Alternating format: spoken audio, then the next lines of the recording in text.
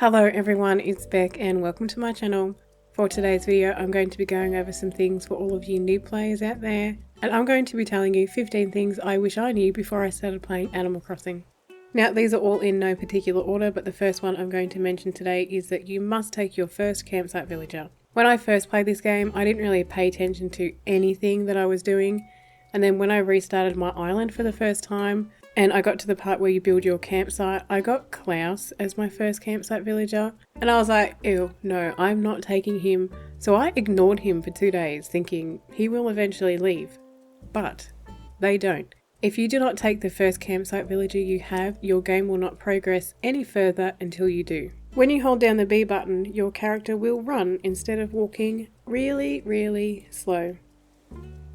When you are crafting an item, if you double tap the A button instead of pressing it once, you can make it twice as fast as what you normally would.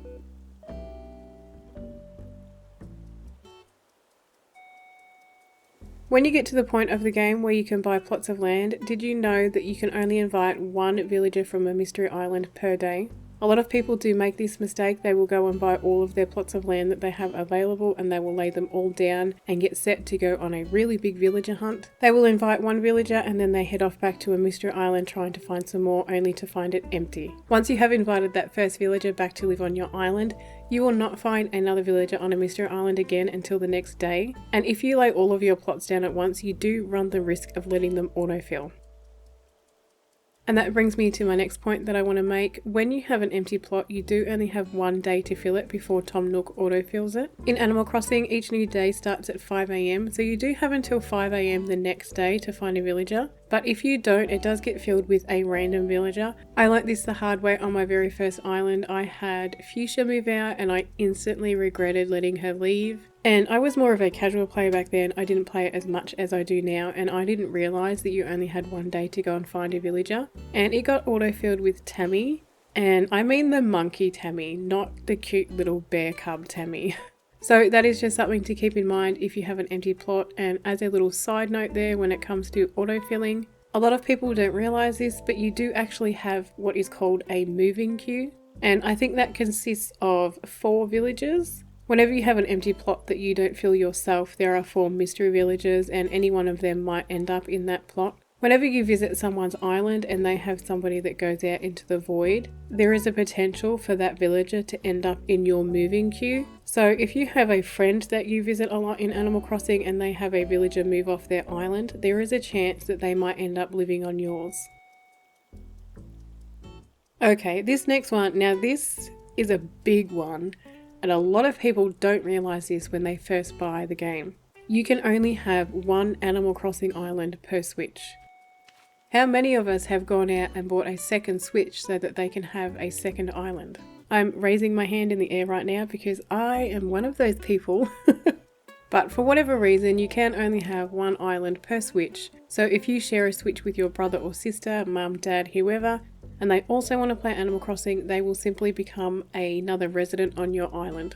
Another thing that I didn't realise when I first started this game was that when you shake a tree, if you shake it with a net in your hand, you can actually catch the wasps that fall out instead of letting them sting you. Every time I shook a tree and one of those bad boys fell out, I was like, ah!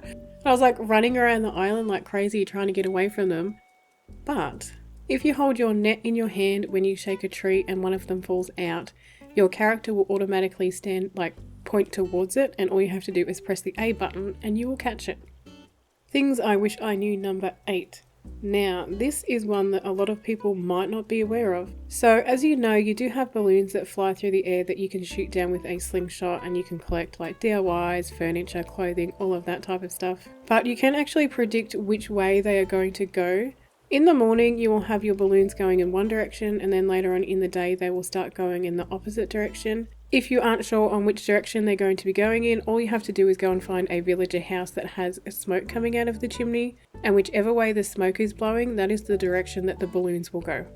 Something else that I wasn't aware of when I first started this game, which would have been a really big help, is that you can actually plant money trees. I do have a video on this. If you would like to go and check that out, I will leave a link in the description below. Every day on your island you will find a little glow spot in the ground, and when you plant money in it, it will actually grow a tree with 3 times the amount of money that you buried.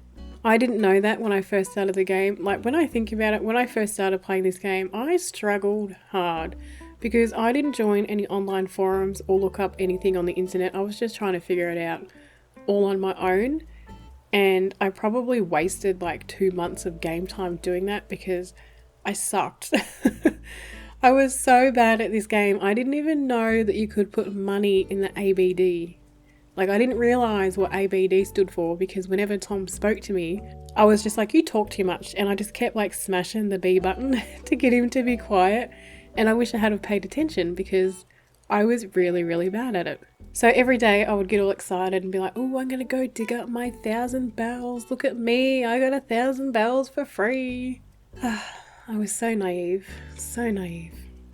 This is another one that I do see people complaining quite a bit about online, and that is that all of the tools in the game break. Obviously, except for the ladder and the vaulting pole, they're the only ones that don't break, but everything else does, even the gold ones, so just be aware of that. I do also have a video on all of the tools in the game and the durability of all of them. I will also leave a link to that one in the description below. This next one, I didn't find this one out until probably about 12 months after I started playing, and that is that bins in this game actually do work. You can throw stuff away. Whenever I had an item that I didn't want anymore, I would either dump it on a mystery island or I would go and sell it at Nook's Cranny. But I was not aware that any type of bin that you have got in this game, you can actually use it to throw out anything that you don't need. So if you have let your flowers get out of control and you need to go and dig them all up, instead of going backwards and forwards to Nook's Cranny selling them because you actually don't get that many bells for them, if you take a bin with you, you can simply just throw them out as you go. Alright, this next little fact here that I'm going to drop, I think this should be written on the packet, okay? Nintendo, you need to make note. Do not eat a piece of fruit or any type of food before you hit a rock to gather materials. If you do this, the rock will smash, it does respawn, but that takes a whole day for it to come back, which that was another one of my facts. It takes a day each. It takes 1 day for each rock to spawn. So if you go through and you break all of your rocks and you do have 6 rocks on your island, it will be another 6 days before all of those rocks have respawned in different spots. So I repeat, do not eat food before you hit a rock to gather materials. Unless you want to, because you need to move the rock, but that's a whole nother thing. This next one also took me a while to figure out. You can actually move the items around in your inventory. If you hover over something and hold down the A button, you can move it around to any particular pocket space you would like it to go into. Which takes me to the next thing I wish I knew before I started playing, and that is you can move the custom designs around that are in your custom designs app thing in your phone. I didn't know this. I actually seen another YouTuber do it and I was like, oh, see, this is why I need to pay attention when people are talking to me. If you have a custom design in a spot that you would like to move around in the app, if you press the Y button, it will give you the option to swap it with another custom design. So that way you can have all of your different paths grouped together.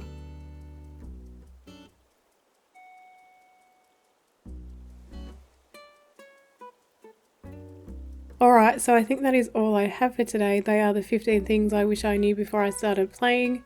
I'm sure there are more, but that's all I could think of at this time. If you have any that you wish to add, please drop a comment below. If you enjoyed this video, don't forget to hit that like button and subscribe if you haven't already. Thank you for watching, and hopefully I will see you next time. Bye!